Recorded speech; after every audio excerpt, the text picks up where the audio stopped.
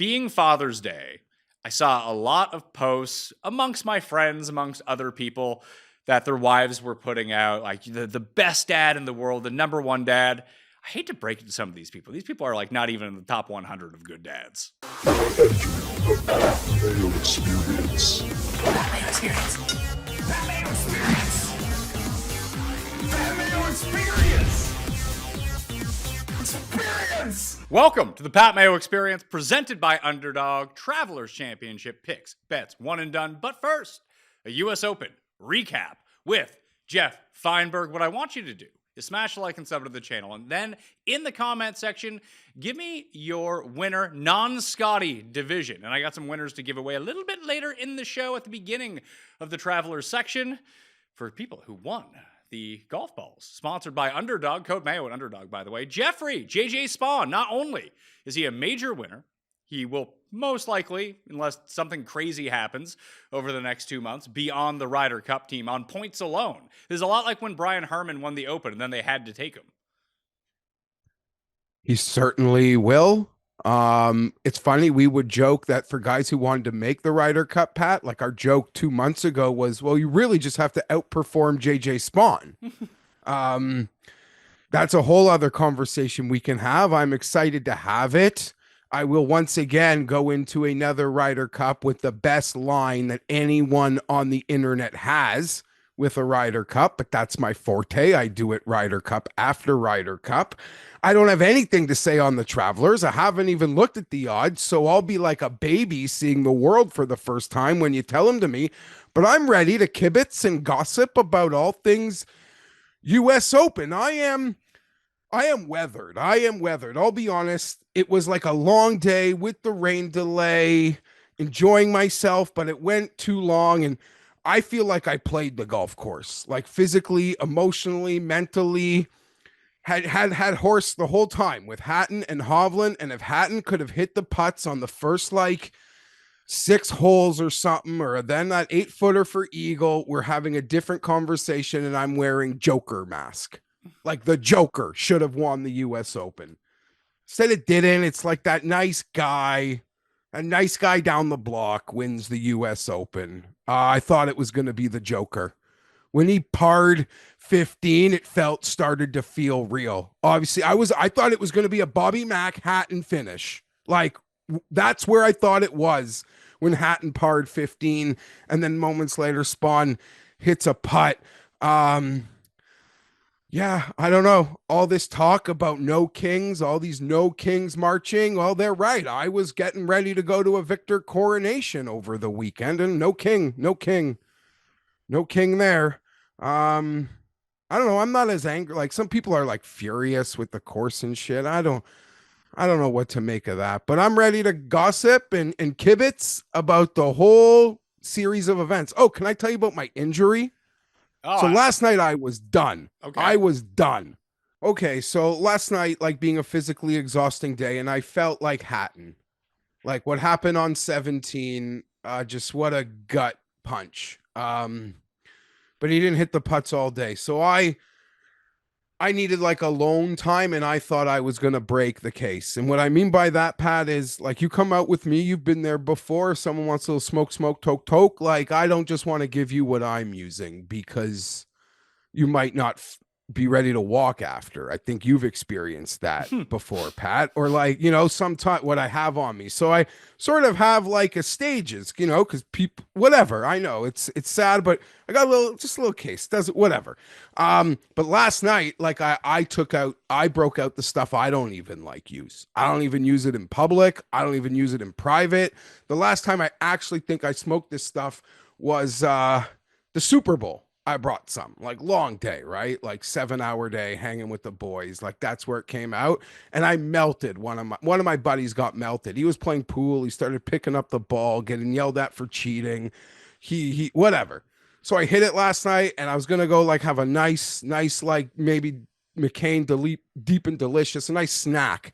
I would have eaten a nice snack had I won because I was happy, or had I lost because I was sad. And credit to JJ, what a putt, great win.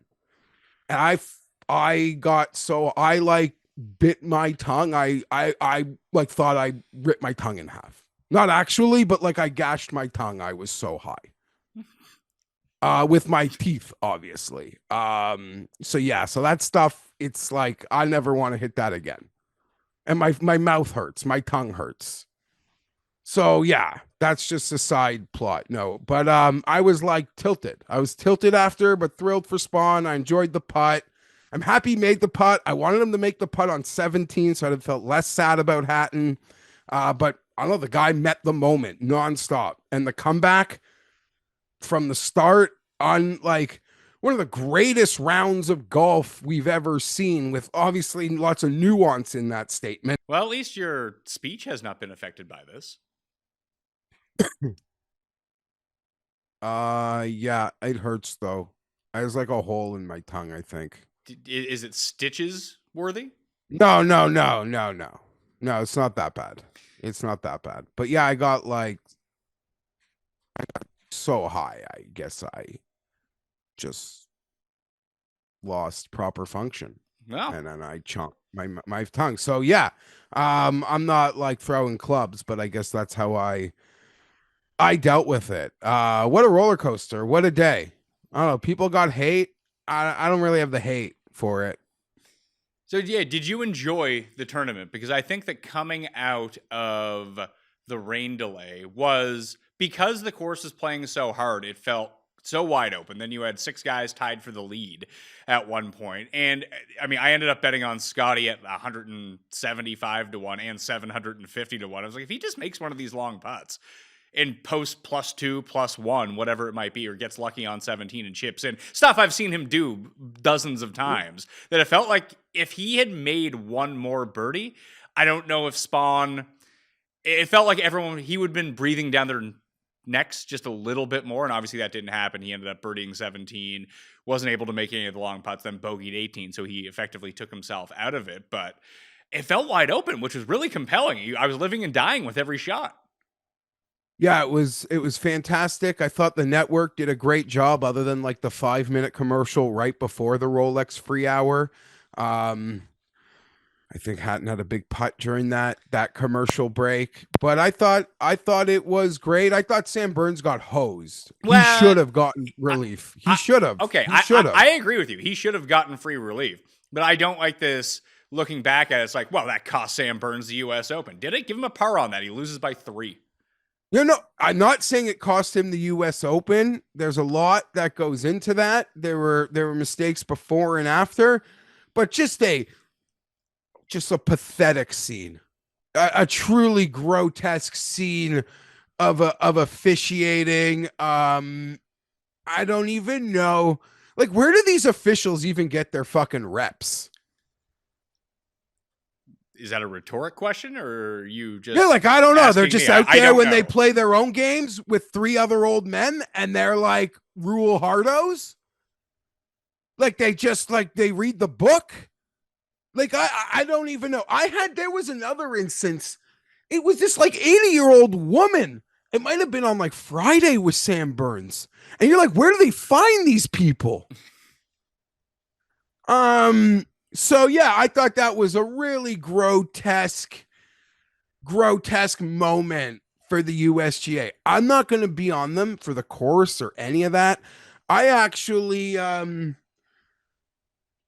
blame the equipment conglomerate for the course and like the setup that they feel they have to make harder than anything. This all goes back to the equipment, and it is such a fine line that they try to walk when they try to actually make something difficult, right? While like trying to walk a fair line. Like, it's almost an impossible situation. And I believe it is the equipment manufacturer's fault that we are still here. Unequivocally. Sure, there are people that lack spines, but if you listen to Mike Wan on his Wednesday press conference, get in line. Players, agencies, equipment, I trust this Mike Wan to fix this embarrassing equipment era that we're in. I trust him to he's saying the USGA is going back with everything they say. They will not relent one bit. So I'm proud of that. I think it is crucial, but everything that happens with the course is all relative to the the state of the technology that's never been reined in for a moment. So you didn't enjoy the rough being so thick no one could make a shot out of it? I found it fun. The course, listen, adapt or die. Like, hit it in the fairway. Did the event lack some levels of creativity? Sure, of course. Without a doubt. But the USGA's goal is to test you in ways the PGA Tour doesn't on a weekly basis. It is like an endurance mental test, and you have to fucking adapt. And something that bothered me this week was how some of the greatest players on earth just forbid to attempt to adapt to what was happening. They were like hamsters trying to get the cheese on the other side of the electrocuted fence. And they kept going. But there was like a hole. You just had to like dig and find a hole. And some guys did it. Some guys did it. Other guys forbid. It was just, they didn't learn enough early in the tournament that hitting it further didn't necessarily give you any advantages. If you're going to be in the rough, you better be on the right angle into the green. So you're just casting shots at Bryson, basically. All of them. All of them. This Joe Scovrin? No wonder Ricky never won. It all makes sense. It all makes sense. That's a different issue, though. That's different. Those are other things going on there. But it's all very clear to me why Ricky never got over the finish lines more. Like, but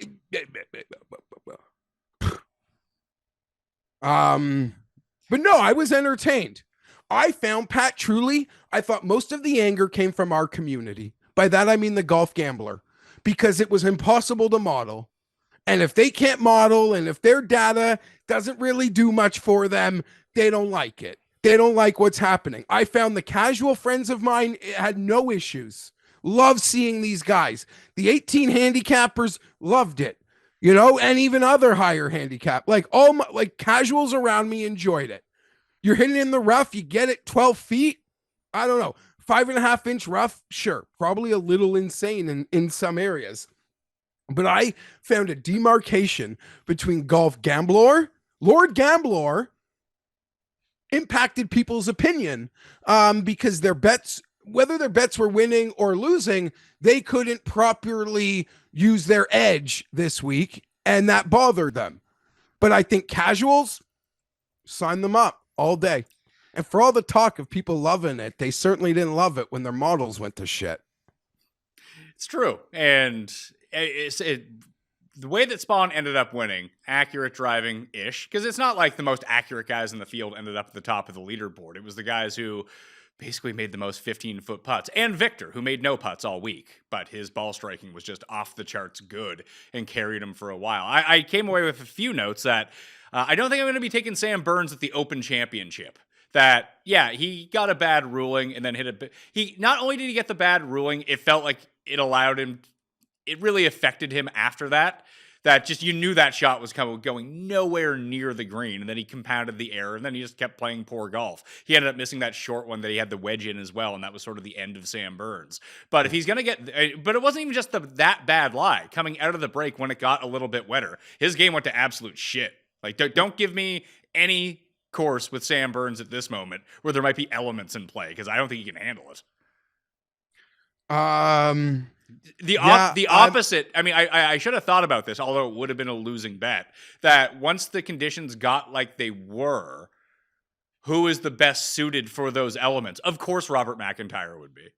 Yeah, and Hatton. And I said, like, if this thing is going to turn into the shit show, give me all of the Hatton. Give me all of it. But Pat, if Victor could have driven the ball this week, it would have been a different story. I never saw the recoil. The recoil on the follow through, that is prime Victor. He even acknowledged it, like his Saturday, he's working, grinding at the range for like however long after, because he can't find it. And what I realized is why I wasn't seeing the recoil, even when balls were getting into the fairway, is he even acknowledged he was having to guide his driver. Like, he was trying to guide the swing, which didn't allow for the full throttle and the recoil when we know it is just so pristine. But if he could have driven it in the fairway, it would have been a different tournament.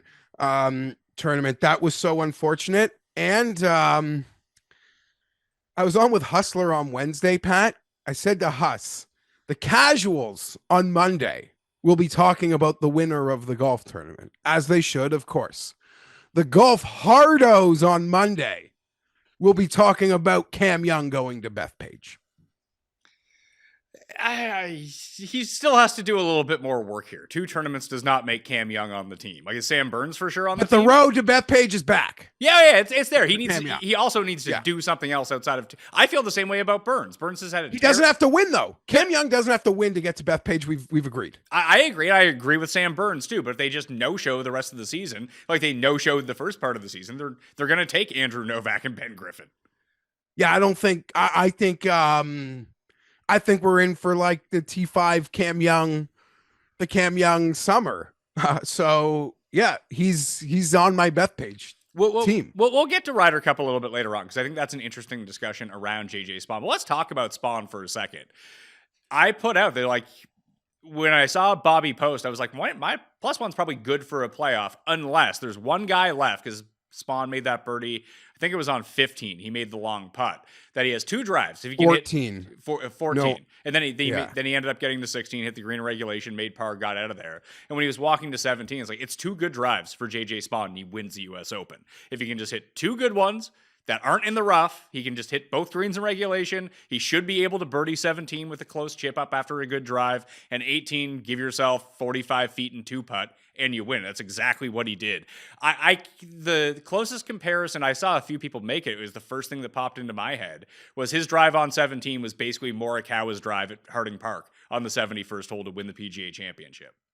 Yeah, that's what came into my head too. And before people comment, let me correct something. Spaun hit that putt on 16. Burns missed the shorty, the 6-footer on 14. No. Then it was 15 then because 16's the par 3. The one that Burns missed the short putt on was the one that he put up and had the wedge in from like 130 Yeah, that was yards. 14, wasn't it? Was it 14? Yeah, because 15 was really hard. I don't think anyone birdied 15, Pat. Like 15 was a bitch. We talked about this on the Cut Sweat show, that this was sort of the case with Oakmont, that there's no defining features of any of these holes, that you get them all mixed up. Yeah, and that is true. You know, maybe because I have like a little more familiarity with Torrey Pines and we go there a lot. There's some nuance that myself, or I'm sure others can certainly pick up. Every hole visually, I have a hard time. Especially the par 3. Some of them are so long from the tee box. I got no idea. Obviously, you know which player you're watching and where on the golf course they are. But I believe Spaun, I believe it was, I want to say it was 6. I don't know now. There's no way he birdied 15, though. Okay, then maybe it was 14. He made that like 35-foot putt, whatever it was. It was just dropped. Yeah, it was great. But and like you say, yeah, Burns missed that 6-foot. Can you ever recall a moment where a restart was better for any one player? Because he got it going bad. He hit the pin on number 2. It would have been about a foot from the hole. He taps in, gets his round underway. He starts making all the 5s, goes out in 40, and then they have to call it, and he's on the back 9. He comes back, and whatever speed that it slowed down the putts to, he and Robert McIntyre were the only 2 to figure it out. And Victor gave him the greatest gift of all by hitting it a foot behind him on 18 to show him the line. Yeah, that was there. Yeah, Victor doing his solid. Good guy thing right there. I actually thought Ortiz for a while.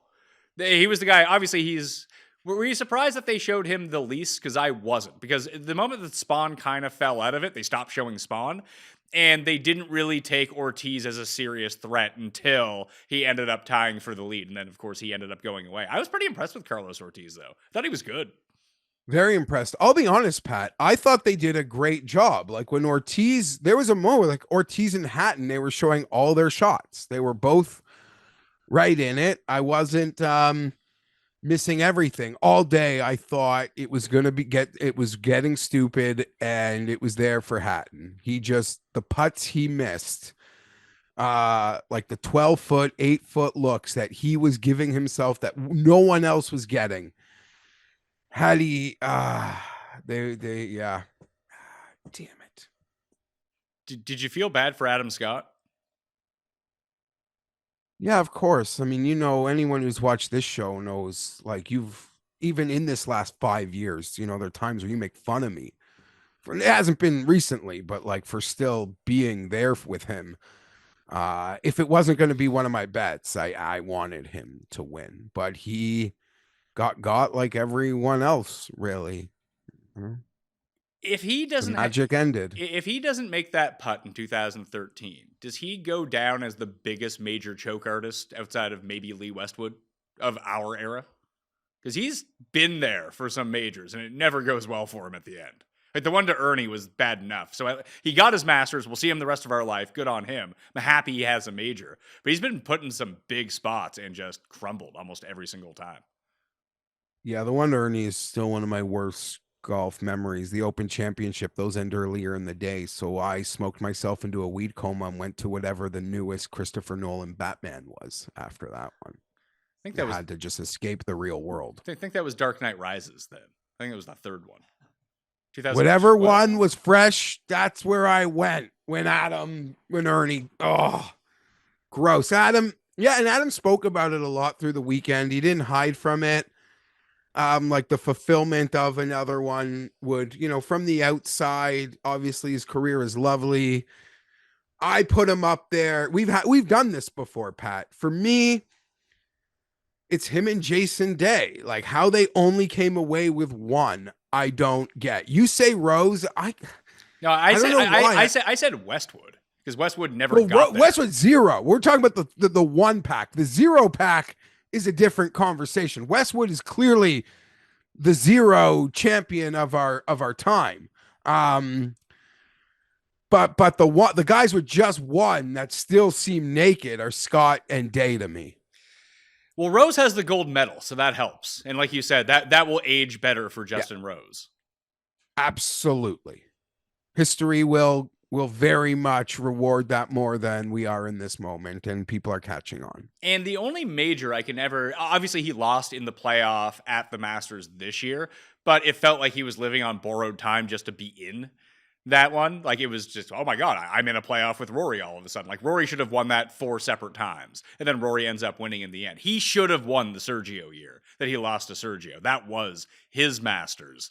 But other than that, I don't really, maybe I'm just misremembering. I don't really remember him like fading at the end of anything of these majors. Yeah, and even for Day, like there's no gagging moment. There was like a second at the Masters early in his career. Yeah, but that was the Adam Scott one. He ended up coming in third. But the one that he lost to Jimmy Walker, he could have won that one. Why do I remember Walker in a runaway? I think he ended up winning by a few. That was the 2015 PGA Championship, 2016 PGA Championship. Because I think they condensed everything into the final day. I just remember there being a lot of... You are right. Unlike Scott and Rose, who have these majors we can point to that they should have brought home a second, I don't have one with Day where I'm like, he didn't even taste smoke to win a second. With Day, so Day was one shot back of Walker at the turn in the final round. Okay. And Day was the best player in the world at the time. And he would have been a favorite. Like he would have been probably like the betting favorite at the turn for sure. I believe that he was, but then after 17, Walker had a 3-stroke lead. He parred 18, Day eagled to lose by 1, but he kind of gave it away at the turn, essentially. Okay. Yeah. So there, yeah, a lost one. A lost one there. Maybe we're forgetting guys, but I think Rose, Day, and Scott.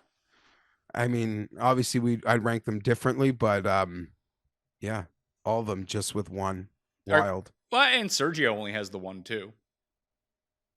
Yeah, I guess Sergio belongs in that group. He's with he's with the JJ Spawns and Wyndham Clarks and Brian Harmons. And not just Stenson probably doesn't belong in that group, but he's also another international. Just nab the single. Yeah, I'm trying to think of, besides the one that he won, what was the really competitive Stenson major? It doesn't ring a bell.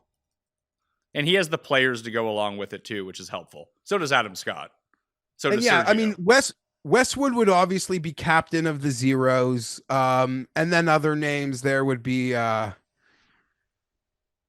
don't know who, Kuchar, Fowler. I'm not going in any Stricker.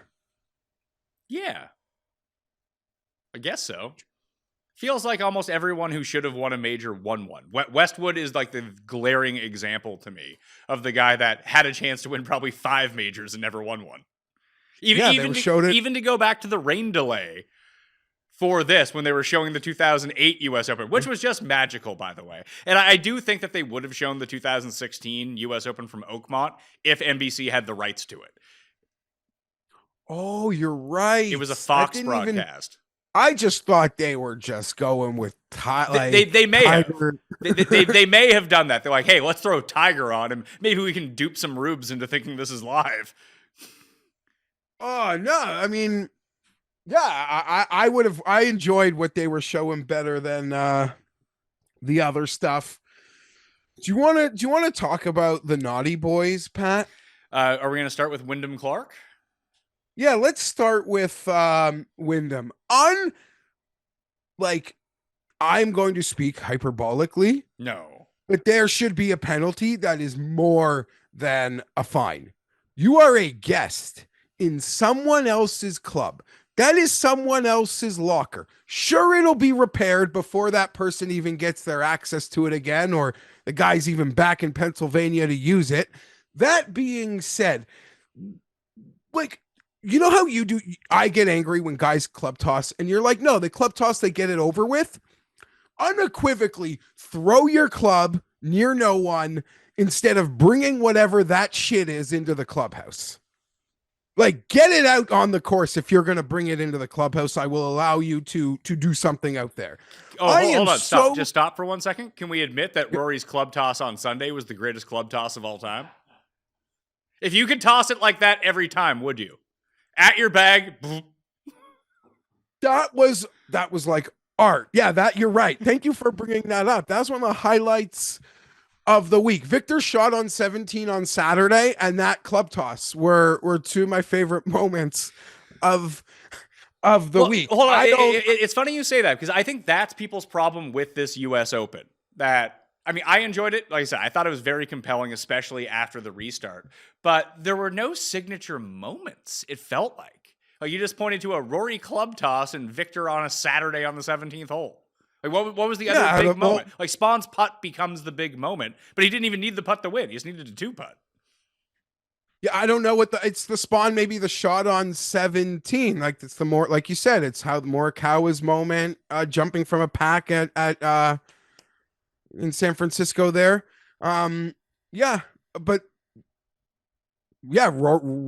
Sticking it 4 feet from that hosel of rough that guys were putting it into the bunker from was my favorite shot, or the most impressive shot that I saw of the week. But fuck, man, who the fuck does Wyndham Clark think he is? That is disgraceful. I'm probably there are people you're such a pussy. Who cares? I don't know, man. That is just such a, at least in baseball, you want to do that. More than half the time, it's your own clubhouse. That's your own dugout. You've got to look at your teammates and be like, sorry, I fucking just threw Hubba Bubba everywhere. Or sorry, your shoes are now soaked because I spilt that or broke that. Whatever. That's yours. That's yours. You live there. That's for you to do that. This is someone else's club. You are an invited guest. He should be banned from Oakmont. Not that he'll be there in 8 years. He should be banned from Oakmont. I wonder what the penalty will end up being for that. Maybe I'm overboard. Listen. I don't think he's going to get banned or anything's actually going to happen. I'm usually very pro this stuff. I did find it to be somewhat disgraceful, and I'm someone who is a hothead who enjoys a good smash with my club from time to time. Rory destroying the tee box, I don't care about. I think it's hilarious. Him just like you said, him destroying someone else's stuff. Not that the tee box is Rory stuff, but whatever. They can just bring out another one 2 seconds later. It's fine. But to destroy, especially in so much was made the entire week. They even had the Paul Greengrass cam, the handy cam in the locker room, live to this locker room with a bench that's 200 years old. And then he's in there destroying it. There's no need for that. You're not wrong, because from the narrative standpoint, they made it like this sacred, hallowed locker room where the greats of the game, spike marks, still reside, and we don't renovate it because of that. The narrative throughout the week was building up this locker room as some like holy chapel of golf history. So hopefully there's nothing. We can move on. I showed you yesterday morning, and I think it like 3x'd since my tweet about Shane Lowry's ultra successful bingo card got a lot of traction. The only thing missing from Lowry bingo was him, playing decent, which he normally does. I mean, winning, whatever. But weirdly, we'll get to when we get to the Travelers part of the show. Kind of like Shane Lowry this week. Shane Lowry gained off the tee. He gained with his irons. Dude lost 6 strokes putting in 2 rounds and lost 5 around the greens. Hartford's not going to be set up that way. No, and I will. I mean, when we get to it, I don't even know the odds, but I'll be an apologist for anyone who played poorly. Like, I don't care. Like, it's almost, I don't even remember what another event we went to that sometimes is so hard where I don't even, like, I can ignore it from your stat ledger and just acknowledge, like, you got on the wrong side of something there. Free pass from me. I'm not holding that against any future bets. Well, I mean, do we want guys that even missed the cut? Maybe that is, maybe we want, guys who did miss the cut, but I don't know. Interesting fellow Shaner. But here's the thing. This Rory McIlroy, I'm not even going to talk about the club throwing because it was art, and sure, he wants to smash the tee marker. I'm not a fan of that, and he's held to account for it. I do not understand what this pickle up his ass is. As a minor psychology from Western Ontario that they probably don't even want to acknowledge I have. He is facing, like, he accomplished this life goal, and he's waking up the next days reeling life isn't any different. And I think he's in a pickle. This driver thing should not be upsetting him this much. It really shouldn't. Scottie Scheffler won the event. It had come out that he also was spotted for non-conforming earlier in the week. I don't know who he is so upset with that leaked that story. He has a right to be upset with that person. But his like current vendetta thing against the media, I don't understand. Where is the Rory from the Zurich who was like floating? Why can't he, like, I don't know. Something is bothering him a lot. And I'm not even talking about the golf, but I believe this is going to sound so pathetic, but I do that a lot on this show and all year through football. Obviously, I've had the thought, Pat, that one day the thing I want more than just happiness and health for my family, the Chargers win the Super Bowl. I know I will wake up the next morning and be like, was that all it was cracked up to be? Like, now what am I supposed to like want? I just don't know. Rory seems like he's not as happy. He has not found the happiness that he thought this would bring him. Well, you had made mention last week that he's moving from the States back to England. Obviously, he had filed for divorce a year ago. Maybe there's just shit going on at home. This is the part of golf and sports in general just you have no context for. Like, what is happening off? Although I'm surprised you don't have the same smoke for Rory talking to the media that you do for Morikawa. Like, if you're going to bang on Morikawa every single week, you're just going to give Rory a pass? No, I don't. Firstly, I've just been hard on Rory, and I said, why is his pickle up his ass with his media? He is daring the PGA Tour to institute a policy, Pat. He's going about this the wrong way. Here's the thing about Rory. Rory has said, I don't have to do it. Morikawa's words of, I don't owe you anything. And then he came back the next day crying. Okay? And since then, yes, his like godlike stats have dipped, but he was sensitive enough to know that got to him. Rory has taken so many arrows from the media. Rory gets a bit of grace, and maybe you're saying unfairly, because he never gets free passes. Even if there's someone like me who wants to give him a free pass, there's someone else who doesn't, who's actually at the events. And next time he's speaking, he gets asked about it.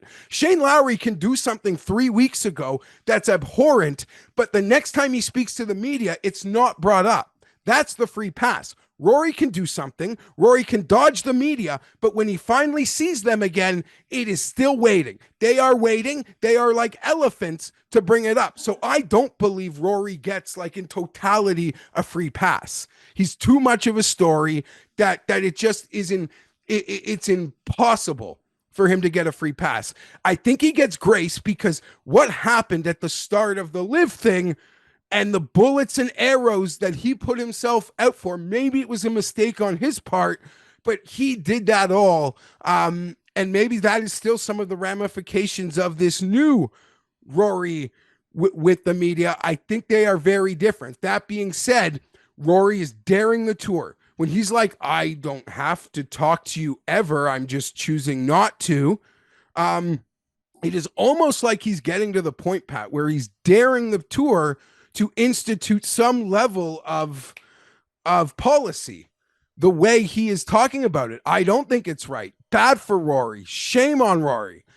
If he's around, he doesn't want to talk, that is fine. But he is now being, you watch his presser, even after he had a lovely run to make the cut on Friday. It was beautiful. What he did down the stretch, it was beautiful. And then to just be so short and snappy with reporters, one-word answers. Again, like you said, we don't know the whole story. In team sports, there's beat writers. There's so many more people around the team that we would find something out for the most part. In golf, we don't. And as much as it sucks that he said it, they don't owe us anything. And maybe I'm just a pussy because Morikawa said that. But saying that and then crying about saying that is why I give Morikawa a hard time. We haven't really talked about JJ Spaun at all. Of note, too, Rory led the field in strokes gained off the tee by a substantial margin this week. Just to throw that out there. So whatever driver he put back in the bag, it worked. Spaun hit all those putts early. They paid dividends late. He held the line. There's no part of me at any moment until he hit that putt that we were forgetting. I think it was on 16. Maybe it wasn't, but there's no part of me. Maybe it was 15. I don't know. There's no part of me that thought, like, on Friday he was going wire to wire. No, Spaun made the big putt on 14 and then he bogeyed 15. That's what happened. Then he went birdie out. That all makes sense. I got mixed between 14, 16, but I knew there was no birdies on 15. Surviving 15 was the key to anyone who wanted to win. Once you survive 15, I thought you could win. That's why I thought Bobby and Hatton could win. Was 15 the one where they weren't pulling out driver and not getting it to the top of the hill and it would roll all the way back? Was it that one? I'm not sure, but 15 was a over 400-yard par 4 that when I looked at one point on Sunday was playing like 4.8 or something to par. So 15's the one that Sam Burns got the ruling on. Yes. Yes, yeah. That is the one he got the ruling on. And that's the one where Hatton was in. I think Hatton was in pretty. Maybe that was 14. The one that had the ball rolling back, because Hatton was in pretty close, and Ortiz's ball rolled all the way back down the hill, and he just piped a 7-iron to like 10 feet. I don't know. 15 Hatton was like up against the fridge from 55 feet, and he had a great little two putt, gets a par, and that's when I started to think, holy shit, this is for real. And then he stuck it to like 10 feet on 16. He just didn't hit the putt hard enough. Yeah, sorry, I'm talking about Hatton. Spaun was beautiful. He was clean. He answered the bell. Like, he got knocked down and he got back up. For the week, it was a worthy champion. For the people who want to say, like, the course just brought out like a luck factor and this is the winner we get, I don't know, but I watched all week and the guy just kept it in the fairway and he kept it clean. And he hit enough putts in the end to offset the bad run. So congratulations, JJ. I look forward to seeing you up again. I look forward to JJ and Colin versus Ludwig and Victor.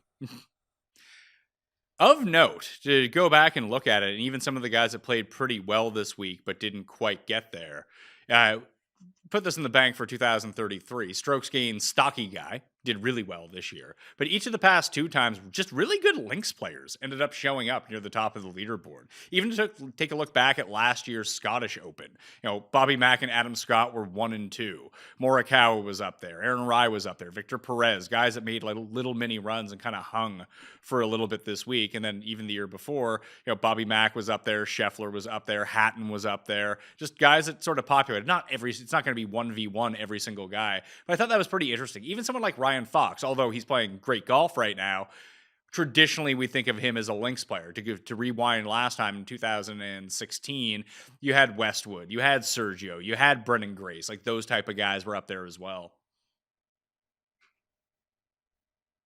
There were a lot of pesky internationals, and we saw that again this time. Well, I think a lot of it played out that because there were no shots out of the rough, like the Scheffler wasn't able, like what he was able to do at Memorial out of that rough, and I think that was probably the biggest comp that we had coming into the week. Like he was still able to flight his 5-iron out of that rough and land it on the green or just get it to skip over. There was so many, hey, the only way that I'm going to get the green is having the right angle here. So if I'm going to miss, I need to miss over here. And then when I hack it out, I need to play it like up this hill and get it to come all the way back down. It felt like the around the green, not necessarily in the rough, because that was an absolute crapshoot. Ask Victor. When Victor's like the guy who leads in chipping for the week, it's probably not the most skillful when it comes to actually making chips. He prefers that deep rough than going off the shaved surfaces. But playing the contours of the green, playing the contours of the course really did seem to fit the eye of really good links players. Obviously, look, Lowry played terrible.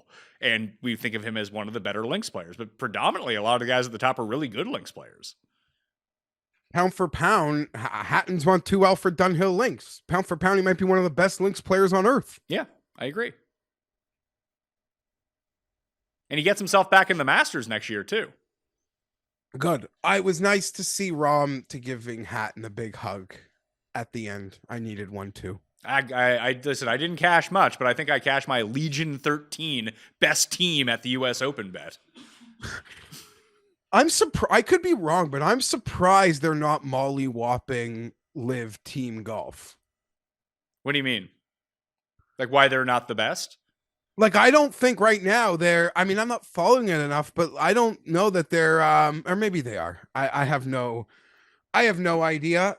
It was nice to see that part of like Ortiz and Hatton and not like the live superstars be the better live players.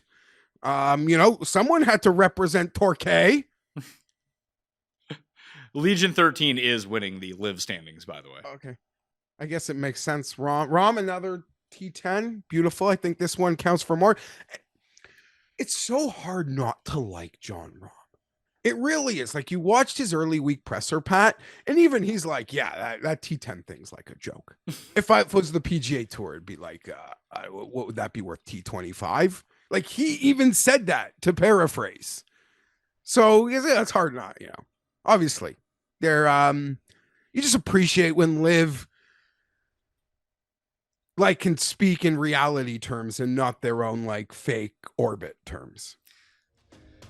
Right now at omahastakes.com, you can get 50% off site-wide. Plus, our listeners can get an extra $45 off with promo code MAYO at checkout. Because 4th of July is coming up. I only lived in the United States for 2 4th of Julys, and they were probably the 2 best cookouts that I've ever been a part of. And with Omaha Steaks, you can enhance your experience and have everything sent directly to you. Make it much easier on yourself, and you can enjoy USDA certified tender steaks, juicy burgers, and so much more. And you'll get back that time that you'd have to spend at the grocery store, at the butcher, wherever it might be trying to pick it up. OmahaSteaks.com will have you covered. One-stop shopping at OmahaSteaks.com for all your cookout needs. Get fired up for 4th of July with Omaha Steaks. Visit OmahaSteaks.com for 50% off site-wide during their 4th of July sale and earn an extra $45 off. Use promo code MAYO at checkout. That's 50% off at OmahaSteaks.com and an extra $45 off with promo code MAYO at checkout. See site for details. You ever feel like car shopping's designed to make you second guess yourself? Is this a good price? Am I making the right choice? With CarGurus, you don't have to wonder. They have the most inventory of new and used cars so you can find the best deal. And with unbiased deal ratings, price drop alerts, and in-depth vehicle reviews, you'll make the decision you can feel great about, because a big deal should never feel like a big risk. With over 4 million listings, CarGurus has more car listings than any other major online automotive marketplace in the US, so you can find that best deal. And it's no wonder SimilarWeb's estimated traffic data shows CarGurus is the #1 most visited car shopping site. Buy or sell your next car today with CarGurus at CarGurus.com. Go to CarGurus.com to make sure that your big deal is the best deal. That's CarGurus.com. CarGurus.com. The Travelers Championship, the Northeast's one and only PGA Tour signature event. Can it surpass the excitement of last year's thrilling finale, when Scottie Scheffler broke away from the loaded leaderboard with 3 straight birdies in the back 9 during the final round, leading to a dramatic one-hole playoff with Tom Kim winning him his 6th PGA Tour victory of the year? Will Scottie repeat as champion? Come watch as the world's best PGA Tour players try to dethrone him. All of them competing all 4 days at TPC River Highlands. The action begins June 19th and runs through June 22nd. For tickets and information, visit TravelersChampionship.com to see the greats, including Scottie Scheffler, Rory McIlroy, Xander Schauffele, Ludwig Oberg, and the rest. The Travelers Championship. There is only one. JJ Spaun, talent-wise, for a major champion, where do you comp him to of guys in our lifetime? Is he is he as good as Brian Harman? Probably not, right? So who are the worst players to win? Since we've been doing the podcast, Wyndham Clark is probably the worst guy who's won, and he was on a heater. Danny Willett? Willett? Yeah, Willett is definitely there, our guy. Will's got to be on the podium for the worst guys, the worst career CVs to win a major. Because then you're going back to like Sean McKeel, Rich Beam, Todd Hamilton. Yeah, that's before us. It was before we to play that game. But I mean, that's as a part of our lifetime. Like, it happened in this millennium, at least. But Y.E. Yang, Jimmy Walker. Jimmy was like a #1 in the world at one point or something, like a top 5. So I don't want to, like, he's not in this tier because some of these guys would never sniff like a T10 in the world. I mean, JJ Spaun is currently JJ Spawn's currently #8 in the world. So maybe, I don't know, the way rankings are now, that's so silly. But Walker was like in a moment in like the first like post Tiger era, was one of the better players, right? Yeah, like and he has he's got a bunch of wins. So like Woodland has only won twice or 3 times, right? Yeah, so maybe I would put him more on the Wyndham Clark list, that he has that particular set of skills that you could see translating to winning a major with a hot week. Like, you have that distance, you have that iron play. Can you just chip and putt one week and eventually it just works out for you? That's what happened with Wyndham Clark, although his short game is actually quite good. Harman was the first name that came to mind, but I mean, I like JJ Spaun more than I like Brian Harman, because no one really likes Brian Harman, but I can acknowledge that Brian Harman is the better player overall. Probably. Pardon my ignorance on this, because I'm no Harman guy ever. Never Harman. What did he even win before the Open? He has won. He won the Wells Fargo one year. Remember, he beat DJ and Pat Perez coming down the stretch. He has a win this year. He doesn't have many wins. Maybe that is the right comp then. Didn't Spaun have 3 second places this year, though? Yeah, he lost to Rory at the Players. He came second at the Cognizant. I don't know where the other second place finish was. Sony, I think. Was he second at Sony? No, Nico was second at Sony. He lost to or Taylor maybe in the third. They playoff. showed a graphic of him at, or maybe once. I don't know. He's won Sony. Who? Spaun? Spaun has never won Sony. He won Valero like 6 years ago. Yeah, Harman's won 4 events in his career. John Deere, Wells Fargo, the Open, and Valero this year. like it's part of the beauty of golf, right? Like every week, it's 150 guys. They tee it up. You know, we're hard outs for the top sometime, especially in like a major. Our long shots are 50-1, but it's I don't know. It's part of like golf's secret sauce that this shit does happen. Well, let's talk Ryder Cup then, because it seemed like you really wanted to talk about it as it pertains to JJ Spaun. I love the celebrations, by the way. His putting coach getting fired up. Even Spaun picking up his caddy, swinging him around. Bobby Mack's and Hatton's reaction to him making the putt was just like, wow, can't believe you made that putt. It was awesome. Like it seemed like they were all genuinely happy for JJ Spaun. And it does seem like people don't like Sam Burns, like the other players. That's the vibe I got from it could not be true whatsoever. But just to see their reactions to Spaun versus what I would assume that they would have been for Sam Burns, have been like, oh, great, Sam Burns. Sort of like all of our reactions if Sam Burns would have won. Like, oh, fantastic, Sam Burns. He's like Scottie with even less charisma and less talent. When he missed that 6-footer that felt crucial before he really, well, in the middle of the falling apart, like for the birdie, I was like, that was revenge for not hitting me a winner last week, Sam. Same putt, too. Same putt he missed against Ryan Fox. That's it. Do you find it strange that we've talked for 48 minutes about the US Open and we didn't really talk about Scottie at all? He just didn't have it, but still came on T7. He just didn't putt well. He was there. He didn't putt well. He never felt right, and he still finished 7th or 8th or 9th. 7th. Yeah, that was like Scottie's C game in 7th on that golf course. So that's everyone be warned. Like, be careful betting this week. He didn't drive the ball well at all. That was really like he putted very poorly the first 2 rounds. That started to come back. Like I guess technically it wasn't a 4 putt on 17 in round 1 or 2, whatever it was, because one of them was from the fringe. But that was just an awful effort. Probably would have liked to have that one back. You get those 2 strokes back, and it's a whole different tournament. I could find those strokes for everyone who nibbled the top. Even John Rahm could Friday's putting, Saturday putting. John Rahm just abandoned him. What do we talk about Scottie enough? Like, what are we supposed? He's still the best player in the world. We're not debating his status. We're still afraid that he's playing this week. He didn't play well. But that's not going to last because, like you said, once he gets to the courses and there's consistency in how the balls react, especially out of the rough, buddy, we're done again. We're done.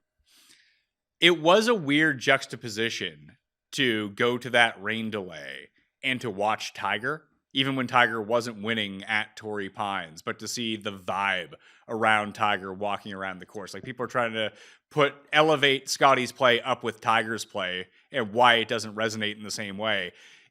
It's an ineffable quality, but you could just see it on the screen. Like the legions of people following Tiger around and the roars and just the energy surrounding Tiger that Scheffler just doesn't seem to have. I mean, maybe it's a little unfair because, like, in a decade, could Scottie get that? Still probably no, right? Even if he is like Roger Federer, I don't know that would happen. But you're right. Without like knowing it, like without thinking it in the time, it is such a, and just like his face, like the camera zones in on it, and you are like knowing what we know. Like, of course, this killer answers the moment. Maybe that's actually very interesting. I hadn't really considered that before. That even when Tiger was on the course, like, yeah, he's a stone cold killer. He's locked in. But he played to the cameras really well. Like, you never really caught Tiger joking around. Maybe there just wasn't as many cameras where they didn't catch him in those non-serious moments. But he was very charismatic on camera, where Scottie kind of has resting goober face, which doesn't translate great to TV. I wasn't prepared for that, but for lack of a better way to phrase it, he absolutely has that. Like, you never caught you never caught Tiger out of character on the course, or really anywhere, until his entire life blew up. But to see him at the 2008 US Open, like, that was the end of Tiger as we knew it. Like, The greatest player that we ever saw was there. That was the last tournament that guy ever played. Well, that was the official end of, I mean, like it depends, like of professional 1.0, Yeah. right? That was the, yes. And then, if that guy sticks around for another 3 years, he actually has the most majors right now. If we're doing a 3-part movie on Tiger, chapter 1, probably like, and we're in the golf, like that, we're running credits after that event. And then we start a new story. Yeah. The comeback. That'd be a great play. The downfall, then the comeback. Yeah, as a 3-part documentary, that is the end of part 1. Like things are going. Now we're great. into part 2 is Hound Doggy, and the rest, and some SEAL training. Where Scottie just seems like a genuinely nice guy who's not like he's obviously taking it seriously. He's the best player in the world by far, but it's just funny to see him out there. He's just like, yeah, he's like, he has such an aw shucks attitude that's very Kuchar-esque in a weird way. Well, also, Pat, I mean, listen, goes to characters. Hope everyone had a great Father's Day. Bad dads, average dads, above average dads, fantastic dads, world #1 mug dads. Y'all earned it. But ask anyone who was around golf and like got to interact with Earl Woods a little around sites and who have gotten to interact with Mr. Scheffler around sites. It's like easy to see how everything is where it is. Yeah, Scottie, nice guy. You could probably go up to Scheffler and talk to him, and he'd be super chill, super great about it. And he said somehow Kenny went from disliking Scheffler to meeting his dad at the President's Cup 5 times walking around the course. It just became a big Scottie Scheffler fan because his dad was such a cool guy. So it's cool, lovely, friendly. Yeah.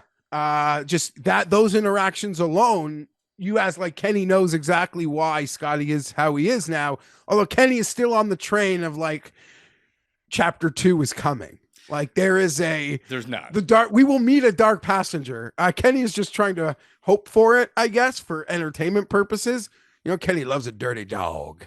But speaking of Kenny, the Fantasy Golf Degenerate Show is doing episode 420 today, and he's getting Byron stoned for it. That's coming out later today. And Kenny is recapping our trip to Toronto, person by person. I don't know how well that's going to go for us. Yeah, that'll never go well for me. Probably just a lot of Cam stories is where I would leave it at. Yeah. I did want to hit you with this though.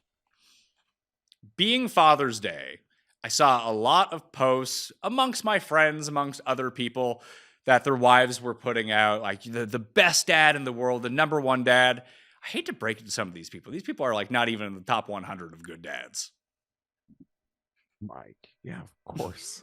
I don't know. Like I even joke with my friends. Like I know, like I don't compete with like the best dad in my group. Yeah, I don't get into that. That like I wouldn't even go on an Instagram or something on a day like yesterday. Although I earned a lot of points yesterday by not telling my wife about the rain delay. I was like, you know what? I know I'm supposed to be watching golf for work, but I'm going to take my son up to the basketball court and we're going to hang out. Just scored a lot of points that way. And obviously there was an 1.5 rain delay, so I didn't actually miss any work, but made me look real good. And she hasn't watched this show, so don't tell her. I was at my parents and the kids were swimming, and when it went to the rain delay, I decided to get into the pool. And then at some point I asked my mom to go ask my dad to give me an update on the rain delay. And then my wife's face lit up. Like I burned it. I burned the good deed because she had no clue. Rookie move. Yeah, I guess, but whatever. I don't know where we were talking Ryder Cup. We were going to. I had to change the time code. Of note, too, the Cust Corner Live comes out this Thursday on the podcast feed and on everything else. Right, yeah, Ryder Cup. So Spaun's in on points now. He's sort of like the Rasmus Højgaard of the European team who just accumulated so many points at the end of last year. It just seems like he's a lock for those Euro points. That Spaun is now ahead of Bryson, JT, and Morikawa. He bumped Henley. So if we're going to write, I'm going to take my pen. I'm going to write in the USA team who's in pen right now. Scottie, Xander, Spaun has to be, Bryson, JT, Morikawa. I think Henley is for sure on the team. And then after that, we got no more ink. We might have to get a dry erase marker and write it on a whiteboard, maybe a pencil. I don't know. Something that can be erased, but you think that Cantlay is for sure on this team. You could put that in pen. Okay, so that's 8. So that leaves 4 spots for Burns, Young, Griffin, Novak, Harris English, McNeely. Mav, Berger, Brooks, Spieth. It's just Spieth and Brooks. Well, Cust, I played golf with Cust on Saturday. He told me that Patrick Reed should be a lock on this because he made the cut at the U.S. Open. Keegan. I think Keegan's out. Unless Keegan's in on points, he will not take himself. The only way that changes, because we were discussing this earlier, I think Keegan should take himself. He's a guy that I would want on this team, but he can't be the captain and play. The only parachute that he has, if Tiger steps in and says, I'll be the captain, you can play Keegan. Because he's like, oh, they could just give it to Jim Furyk. It's like, they don't want to do that. The reason that they took Keegan Bradley as their captain is so they don't have Jim Furyk and Zach Johnson and those old fucks anymore. Like, get You that out of don't there. think Keegan can play, but like just play twice? I don't think that he would put himself into that situation. I don't think that he would want to be captain and playing. I think it's I'm starting to think he's part of the 12 best options, though. I agree that he's one of the 12 best options, but he's not markedly ahead of any of these guys. Like, even in points, he's number 17 interchangeable. right now. Like, if he's interchangeable with all these guys, I think that if I was rooting for Team USA or had money on Team USA and really wanted them to win, I would probably rather have Keegan Bradley than Daniel Berger. But it's probably not all that different. Like, I know it sounds weird. Like, if Akshay has like a great summer, I think he goes. If anyone has a great summer, they're going. Like, so anyone can rise up from the American side right now. Like, if Spieth wins this week, like, he's have the there. Lucas Glover summer, you get to be on the team. Yes. Yeah. Because it's a more open. Back like 3-4 years ago, you didn't get on the team having such a great summer because there was so much equity on the roster already. It seemed like all the way to the end. Yes. But you wouldn't even put Wyndham on that list? No.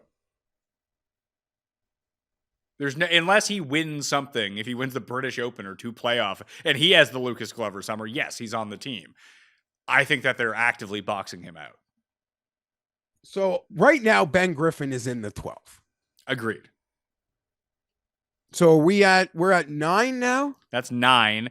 I would bet that if they were picking the team today, they would pick Burns and Cam Young. I think if they were picking the team today, they would take Brooks. Really? I don't know what people have seen from Brooks besides one good round at a U.S. Open over the past year to facilitate taking him. Just he's got equity. He does, but so does Spieth. And I bet you I Keegan's guess friends you with could Spieth. you could argue Spieth is actually a better 2-ball player. Like getting the good of Spieth while like getting saved, not having to use the bad Spieth. It's kind of a good way to have Spieth. Well, I would throw it to you this way. What do you want? I think if it's what, today, hold on. before What do you want from this team? Do you want the high variance guys, or do you want the Ben Griffin, Daniel Berger? I'm going to hit it in the fairway. I'm not going to blow up all that often, but I'm probably not going to actively go win you holes. What sort of guys do you want? Because if they're not going to go that way, take Young, Burns, Spieth, and Brooks. Put those guys on the team and just hope you get some upside from them. I am tempted to say, Pat, that if the team had to be picked today, Keegan would take Spieth and Brooks. He would just take the old guard. And I'm not saying that as like a knock on them. I just think you're splitting hairs on the other guys and you're playing to what you just said. It can go the other way, but you're going to play for the ceiling, like the winners. Winners is the wrong word. All of it that those guys, what those guys at their best can bring. And I don't even mean their best of like, think of it as 6 years ago. I mean their best today. Do you really want to roll out the same team that lost to basically the same team 2 years ago? Or is a part of this, you want to take some new guys to see if anyone fits? I want to take new guys, but I don't want to take.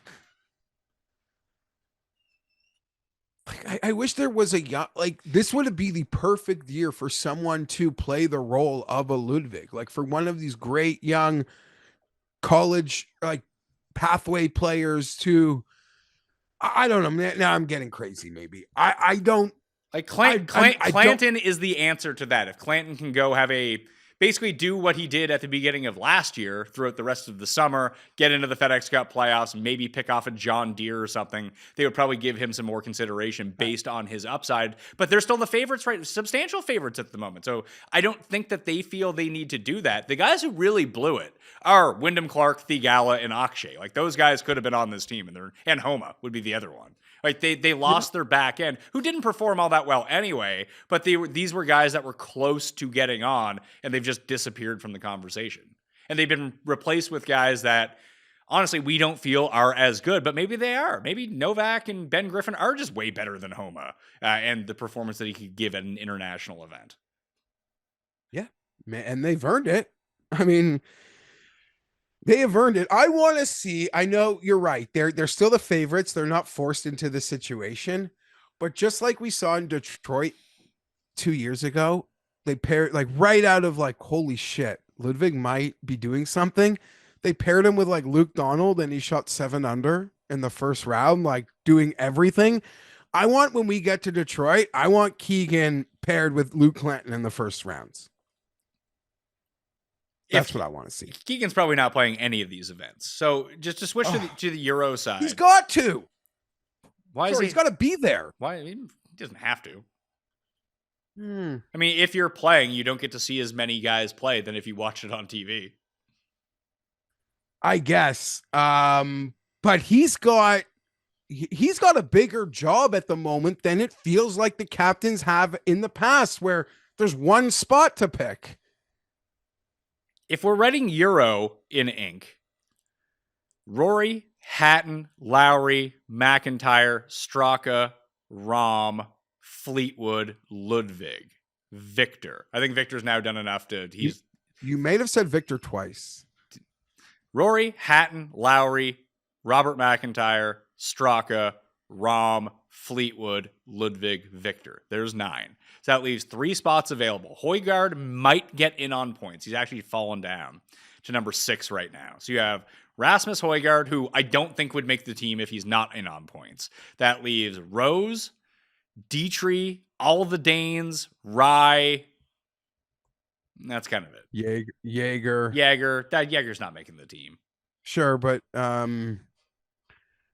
feel like are we forgetting someone? I don't think so. I gave you 9 that are basically on. Unless you want to take Matteo Matasero. No. So we're taking a Højgaard. Take a Højgaard. Dietrich's decent this summer. He's gonna play, I think. No? Why? Dietrich won an event in Phoenix and has done literally nothing since. He was kind of contending on Friday at the US Open. Where did he even finish? Good question. Rose, I don't know. Rose, but I feel like Rose gets in. Like he's had a good enough year, lost in a playoff at a major, and this is his last go, probably before he's captain. So they probably put him on the team. Yeah, and he can be the 12th man and just be there. I'm not saying that Dietrich's not on the team, but I'm saying that based on what he's done, he's not going to be on. All these guys actively have to go do something, Jaeger included. If Jaeger goes out and gets a win or goes to the Betfred British Masters, then he wins that, then he'll be on the team. Fitzpatrick has a chance to still be on the team. Yeah, Fitzpatrick, I guess because we're just going to maybe try to get this list. 12 are going to go, so let's get it at least 14, 15 deep, like Vic Perez. No. Don't laugh at me, but just trying to think of who the next name would be. Sergio. If he gets back to form. No, he can't get back to form though, because I don't even know if he's in the Open or not, but he just. Didn't he quit? Didn't he give his spot to Ballester? What? On Live? Yeah. He quit Live? No, I don't know that he quit Live. He still like owns the team. Great. Didn't he give his roster spot to the Spaniard? I mean, you go ask Vincenzi, he'll know. But that I do. I will ask him. Yeah, you should. Like he would know that. But like Rose, Yeah, like Wallace, Neargard Peterson, Aaron Rye. Like, you got a couple of those guys. I'm curious to know how they set up Bethpage. Because if this is the team that Europe's rolling out there, do you do the super high rough? Or do you cut it down and let, then you can bring some of your bigger hitters to kind of match these big hitters and not have the rough play as penal? Like, do you want it to play easier or harder at Bethpage, do you think? So are you just trying to set up your rough where it's consistent enough for Scottie Scheffler to dominate out of it? Yeah, but you need your other guys to do that as well. If you're to set a line on Danes, how many Danes make the team? I think what is the number? I think you set the line at 0.5, honestly, because I could see none of them making it. I could see 2 of them making it. Yeah. I love the Danish golf situation, the Viking Cup situation right now.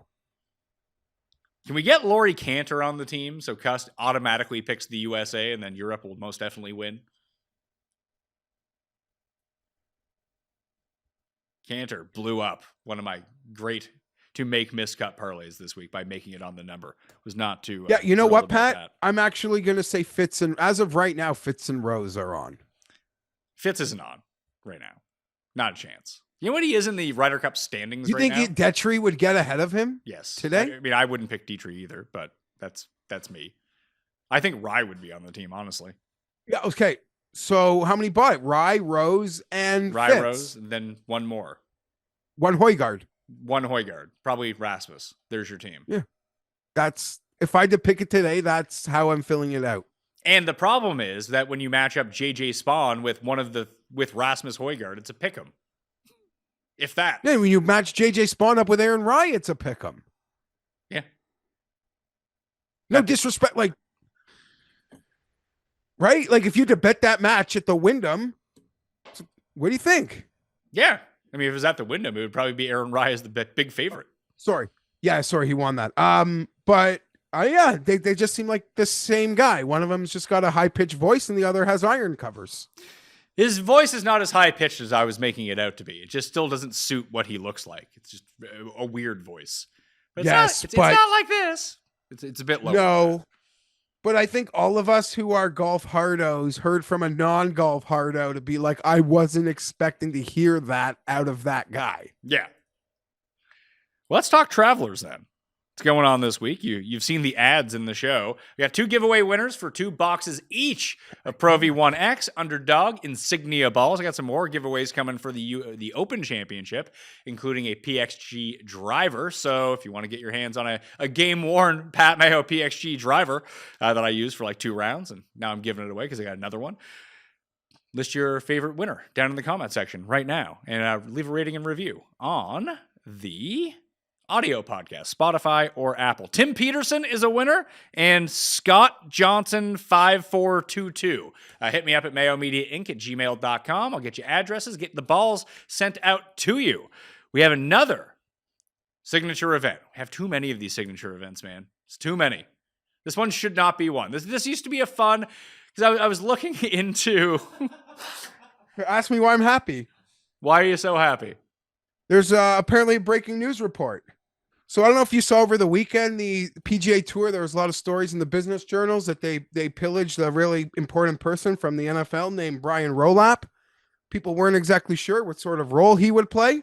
Well, the sunset parachute has been set for Jay Monahan, and this Brian Rolap is expected to become the new commissioner after a transition period. So we are on the path to the post Jay Monahan years on the PGA Tour. We're going to raise the roof. Do you think that is this going to be like an Adam Silver thing where everyone's going to be missing David Stern after a while, like 5 years from now? You're going to be like, fuck this new guy. I miss Jay Monahan. No, but I just hope it's not a Jim Nantz thing where we'll hear in an hour that Jay Monahan announces his retirement in 2040. It's fair. That's what I'm hoping it isn't. But yeah, good. Let's sunset Monahan out is the current phrasing. So Monahan fired. We did the giveaway winners. Oh, how did that commercial shoot go for you? Tell the people in case they missed it. So, like, my next door neighbors had a Swiffer commercial at their house last week, Thursday, Friday. It was a shit show. Like the street was a shit show. The people offered me money. It was $500 a day to use my driveway. It was originally supposed to be 2 days, and then as they were setting up on the day before, they wanted it as well. And I was like vehemently against, like staunchly against it. Because I didn't want to be complicit. I didn't. I didn't want, as other neighbors were walking by, driving by, that they saw the staging on my property, which would give them fair right to believe, is he part of this? Like, did he agree for this to happen? Is he the reason this is all happening? That was my thing I didn't want the most. That being said, I took the money. And then they gave me an extra $250 a day to use my side yard where they could set up like a lunch, like catering, and like put tables out for the kids. Here's the thing. I took the money, and maybe this is me trying to convince myself of this. You guys can tell me that I just went against my morals, which is true, but I took the money, Pat, because I knew I'd be inconvenienced to high heavens regardless. Like getting in and out of my driveway would have been so inconvenient that I might have just been parking at a friend's place like down the street for if I had to just leave my car there for a bit. So that's why I decided I'm going to be screwed whether I take it or not. I am going to take it. But these things run amok. This is ace. This is no low budget production. Like we're talking Procter & Gamble. So I don't know the commercial shooting market, but whatever it is between like staffing and production and equipment, this is all like top of the shelf, which made me realize I should have gone back for more because my driveway was essential. It's essentially where like the director was looking at the shots and shit and equipment. I could have doubled my offer. That was my mistake. But I saw lots of neighbors getting mad, one especially 2 houses down, and there's so much crew, and these people run amok of the neighborhood in any spot.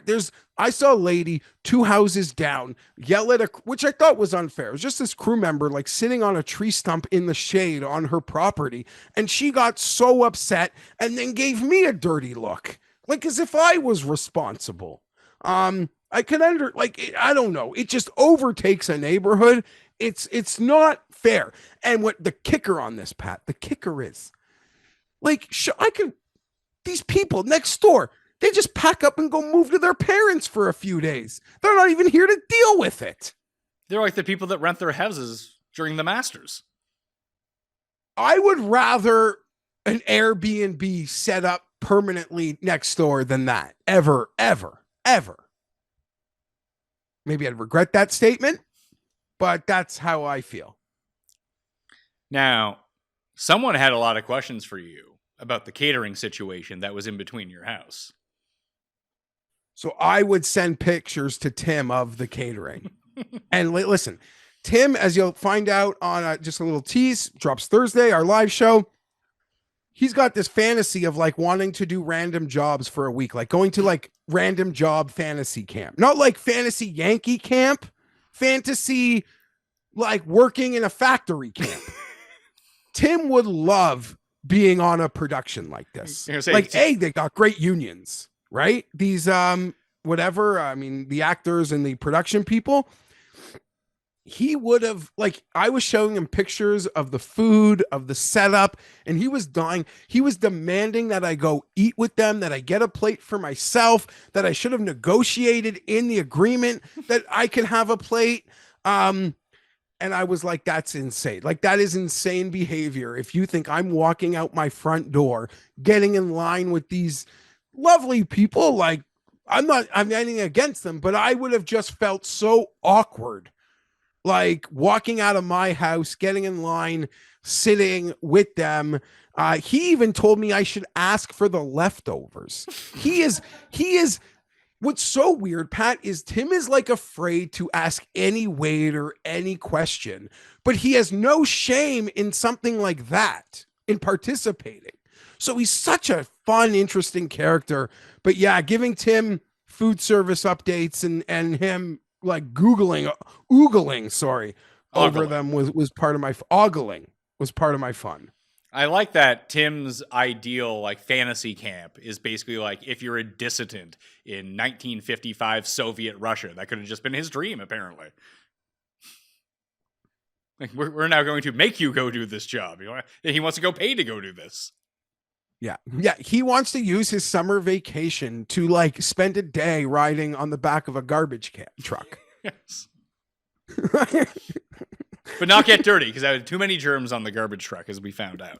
All right, Travelers. Scottie's the favorite. He's exactly the same odds this week as he was last week. He's plus 280. Coolbet.com is where we're getting our numbers from, and they're generous in the market this morning. So if you have Coolbet, I'd get up there as quickly as possible. If that's where you're at, I've actually hit a few of these numbers already because I saw some of the numbers at other places and they did not jibe. So plus 280 for Scottie, 12-1 for Rory, 14-1 for Xander, who has won this tournament before. Those are each of the past two champions, Scottie and Xander, since it's become a no-cut signature event. Ludwig at 20, Cantlay, Morikawa, and Justin Thomas at 22. And those are your favorites. Everyone else is 30-1 and beyond.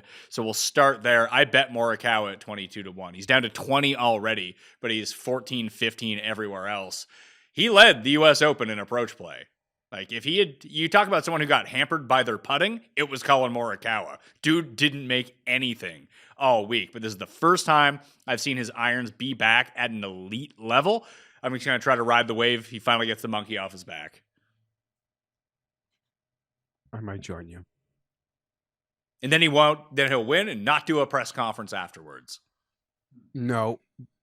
Listen, Morikawa gags one on Sunday. He will meet the press. I'm 100% confident he won't make that mistake again. He made the mistake and he paid the price for that mistake, I think. And he knows that it wasn't worth it. 3 minutes of saying, oh, shucks, I didn't have it today is would have been more than a worthy trade-off if he could go back in time and do it. You made a lot of great points. I kind of feel like everyone I bet this week, I want to have had a shitty last week. Last year, is this where Tommy Kim lost? Because I had that. And we had the protests, right? Yeah, we both had Tom Kim, the protest on the 72nd hole. Then they had to go play the playoff with all this shit on the green. Did Tom Kim do well at the U.S. Open last year? I don't remember. Just wondering, because I like to come out of an event like Oakmont and just, like you mentioned Lowry already. He's not really my guy. I probably have my own losers. But he was 26th. He was 26th at the U.S. Open a year ago. Scottie was T41. Xander, I believe, was 14th or something the year before he won, like the week before. But this was a one for a while where we had the Harris English marathon 7-hole playoff win and Chez Reavie win. Both those guys were top 5 at California U.S. Opens, traveled across the country and won here. But it wasn't a signature event then. They weren't beating Scottie Scheffler and Xander and Rory. Yeah, we've had some good luck here. Traveler, remember I followed you as a Bubba whisperer here once. That was a good year. Hitting Bubba 3 times in 1 year was just fantastic news. Wish I could on that Bubba. Again. I was on that English. I was on Tom Kim last year, losing in the playoffs. So I blindly seem to be circling the wagons usually at this event. I can get on board with that Morikawa 20. I don't even know if it's fair for us to discuss it as a 20 though, and I haven't bet it yet. So I shouldn't even say I have it. The sponsor of this show is offering it at 20-1. Hit the description if you want a deposit bonus over there. You can play it if you're in Canada outside of Ontario, and you can opt into that Cabot giveaway, free trip. They're giving away a lot of stuff over there. You should really get in there. But let's say it was 20-1, Jeff, I can bet the 20-1 for you right now if you'd like. Yeah, do it for me. I'm Team Colin. Let's go out of the majors. How much you want on it? $6? No. I'm gonna text you. Okay. You know, whatever. We'll start. Just give me 125. Oh, that's. I'll send you the money. 1,225. There you go. Bet placed. 125 to win 26.25. Yeah. Okay. What other guy who profiled well last week, but got the weekend off. I mean, That's what I'm looking to bet. This could be a good looking at, without Scheffler markets. I'm not really concerned about I looked at one of the without Scheffler, Rory, and Xander markets. I'm not too concerned about that. I'll take my chances against Rory and Xander. If they beat me, they beat me. But the without Scheffler market, I think, it's something you can look at if the odds are somewhat similar. But Rory, Xander, Ludwig, I like Morikawa. I almost bet Justin Thomas as well. Like the Morikawa, Cantlay, Thomas range really does intrigue me a lot. I mean, Thomas just off a horrific major, I could write it off and be there. And Thomas is he has this he has a perception like real golf fans know these courses actually work really well for him. I agree. It's just a wedge fest. Yeah, like he can be he can dominate a wedge fest living in the fairway all week. You don't even have to live in the fairway here. Boom, boom, boom. Just hit your wedges close, make some putts. That's the whole game at TPC River Highlands. Is Corey Connors withdrawn?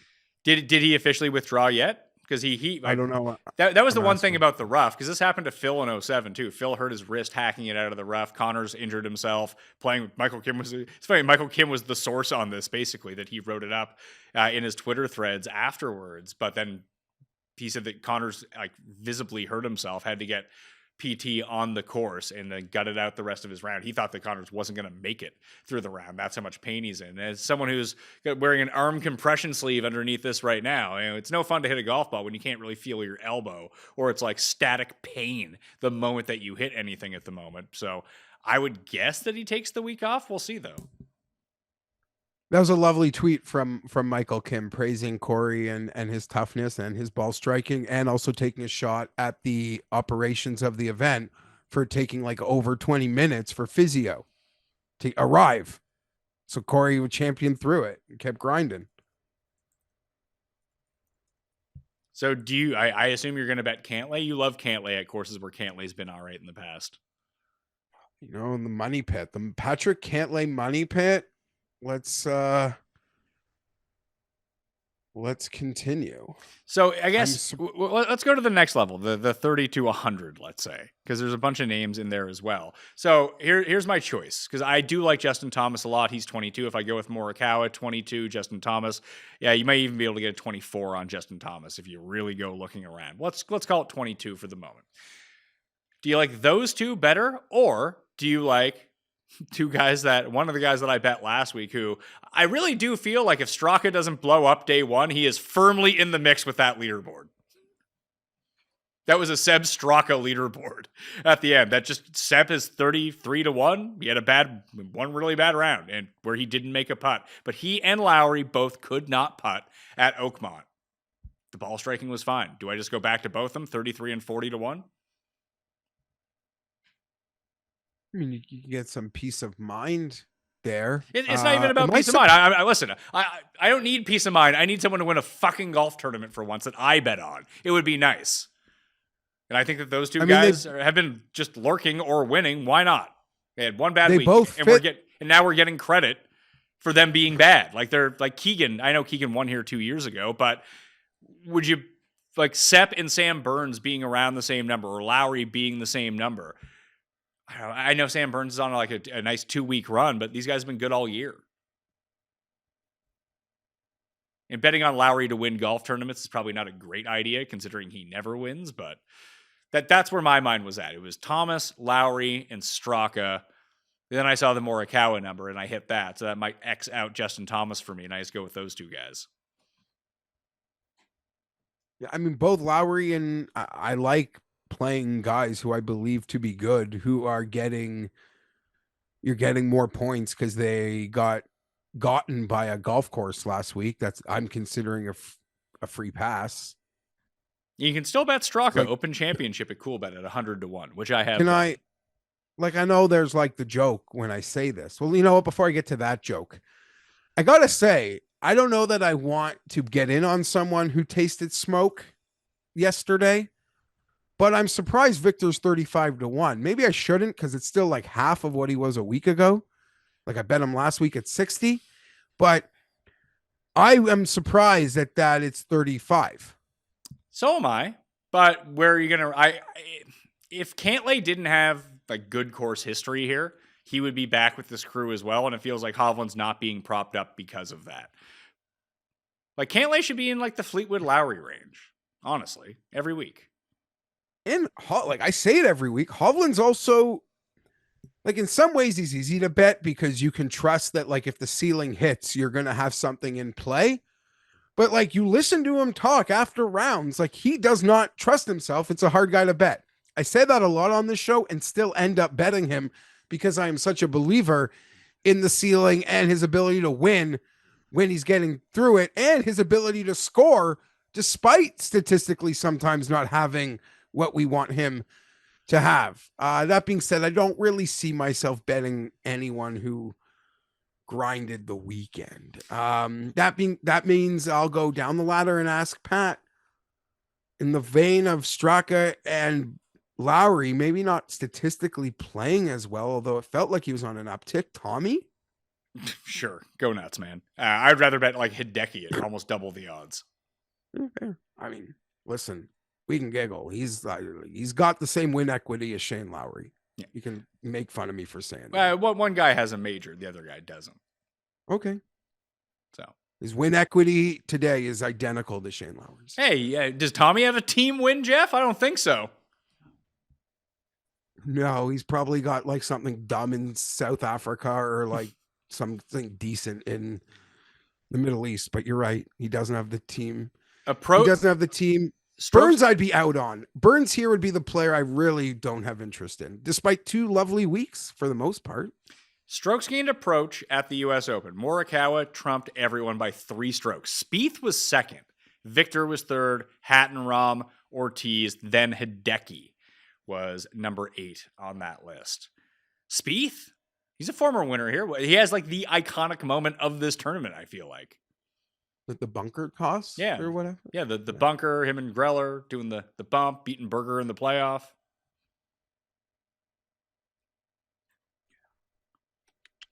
Like, I don't mind that. I don't hate it though, but like for the same price, you might, I can't believe I'm saying this. I could be maybe a Ben Griffin guy.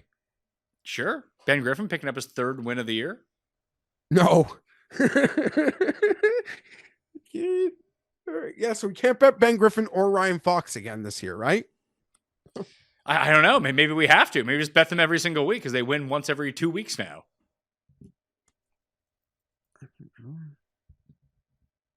Pendrith had a good back 9 yesterday. Sick, man. That's all awesome. I can say. That's about all I got for his week. Poston, I would start to give a look at, but I think Berger at 80, I could see, but I don't know. I feel like I'm just losing money on. He's a sunk cost at this point. Are we going to go from a major long shot to an elevated long shot? But I mean, I'm betting Morikawa, Lowry, and Straka. Like, Straka's already won an elevated event so far this season. But yeah, so you are not. You're not. I have 2 long shots in the coffer here. Would you like to hear them? Yeah, lay it on me. So from 100 to 1 and beyond, I bet Tom Hoagie at 100 to 1 with 8 places. Another guy who just had a really good week with his irons and couldn't do anything else at the U.S. Open. This feels like, he's won at Pebble Beach before. It's the shortest course on tour. He can just get wedges in his hand. He can go firing at some pins, and hopefully he makes some putts. That's the Tom Hoagie strategy to winning a tournament, or at least coming inside the top 8. And then I went with Jacob Bridgman, who I went with last week. Should have bet on JJ Spaun. I feel like such an asshole, and just to myself, that Golf Digest, my article, I wrote it up of reasons why I bet Keegan and I bet Ryan Gerard last week. I only made 4 outright bets, but the reason why there was 4 guys who rate top 50 in my numbers in distance and in accuracy versus the field, and Scottie was obviously one of them. It was like, hey, who are the Temu Scotties this week? Oh, it's the 3 other guys are Keegan, Ryan Gerard, and JJ Spaun. Guess which guy I didn't bet? I don't want to pour salt into your wound, but I fully thought when I logged on to the Twitter on Thursday afternoon, I would have seen Pat Mayo showing off at JJ Spaun FRL. I don't know why. There's something about his odds. I was like, oh, I can get Ryan Gerard for 50 more points. I'll just do that instead. Like, what the fuck am I thinking? I'm having such a I've done this like 5 times already this year. It's outrageous of just leaving the winner on the bench for no specific reason. And I like the guy to begin with. I don't know if I'm overthinking it. Maybe I've turned into Cust. I don't know what's going on, but I got to get off the mat here at some point. Yeah, I did that a couple times as early as last week with Fox. I did it with Fox last week too. Waxing Poel. We did was wax Poel. Oh, you know who our cheeky international of the week in Canada is? Ryan Fox. Bet him? No. Whatever. Off the mat. I've been circling the leaderboard last couple of weeks. Just gotta keep firing. What after this event? Are we in the dog day? Like it's the run of dog days, right? Yeah, Rocket Mortgage, John Deere, then Scottish British, and the 3M Open. It's great. Do you like these majors? Like feeling like they're literally right on top of each other? I don't know, but I do like major weeks. Yes. They're great for content too. Yeah, I mean, not even for, I actually get stressed out about the amount of content that I end up doing for it. Maybe I don't need to do as much, although the numbers keep doing really well for these shows, so maybe I will keep doing them. Like, any thought to Novak? Oh, sorry. Go ahead. Or has he lost the touch? I don't know if he's lost. I don't know if he lost the touch or not, but I'm not in on him this week. I just feel like 3 weeks ago when the best were getting together, he was priced differently, and now they've gone back to like treating him like the guy who wasn't always playing decent, but yeah, can he win this event? So Hoagie 100-1 with the 8 places, Bridgman 125-1 with the 8 places. If you want bigger numbers on them with no places, you can get Hoagie 125 and Bridgman 150, but I wanted the placings with those guys. Glover would be another one I would look at, honestly. Like, why not here for Glover? He does everything that you want from this course. It's, can he make a putt? And most of the time the answer is no. Where that answer is yes, he wins tournaments. Nick Taylor I'd look at too, but I've already made my 2 bombs from back here. I need to be adding more people in a shortened no-cut field with Scottie as a massive favorite.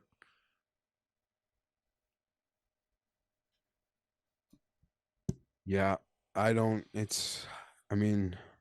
trying to get off the mat here. I'm not going too deep in an elevated. All right, I'm going to go Straka and Lowry instead of Justin Thomas. So you can basically bank on Justin Thomas winning this week. I don't think that's a bad trade, though. That's a trade I would make most of the year. Straka has more wins than Thomas already. And all you, I think that's a good on paper. I think that's for the price of 1 to take the 2. All right, well, we'll see. 1 and done and quick picks. Cust is using Harris English as his 1 and done. I'm actually going to use Justin Thomas as my 1 and done. To you, sir. I'll go really random because I haven't looked at any of it. This sheet. Ben Griffin. There's no way I've used him. You have not used Ben Griffin. You can use him here. This is the final elevated event, so like there's $4 million on the line for the winner of this event. You're still just about 3 million behind me in first place right now, but 1.5 million ahead of Cust. So a good week here can still get you into first place, or I could basically end the entire season. Quick picks for me. Morikawa at 22. He's still 20 at Coolbet as I'm filming this. Straka at 33. Lowry at 40. And then Hoagie at 100. Bridgman at 125. Both those long shots with 8 places. You have Morikawa at 20-1. I know this because I made the bet for you. Yeah, I'll get back in, but I don't know. I could take a week off too. You're not taking the week. When was the last time you took a week off from golf betting? No, I've already made a bet, so I'm not actually taking the week off. There's already a bet in the chamber. You made it for me, but these elevateds out of majors, they might like keep the casuals an extra week longer as like golf is getting talked about. But I just truly detest them. Overjoyed by the news we got near the top that the Jay Monahan transition is ending. I've seen some reports, Pat, saying that this could be a 2027 situation. Hallelujah. Let's go. That will do it for me, Pat Mayo, on the Pat Mayo Experience. The research show is already out. You smash a like, get into the comment section, give me your winner, get in some draws, rating and review. Code Mayo at Underdog right now. Hit up the WNBA streets. I'll be talking NFL on tomorrow's PME with Pete Overzet and some more fun stuff to go along with it. Then I got Tambo on Wednesday and the live show coming out on Thursday. All right, so stay tuned on the feed, on the network, and we'll be here. But I'm Pat Mayo, and we'll see you next time. Mayo Experience! Experience!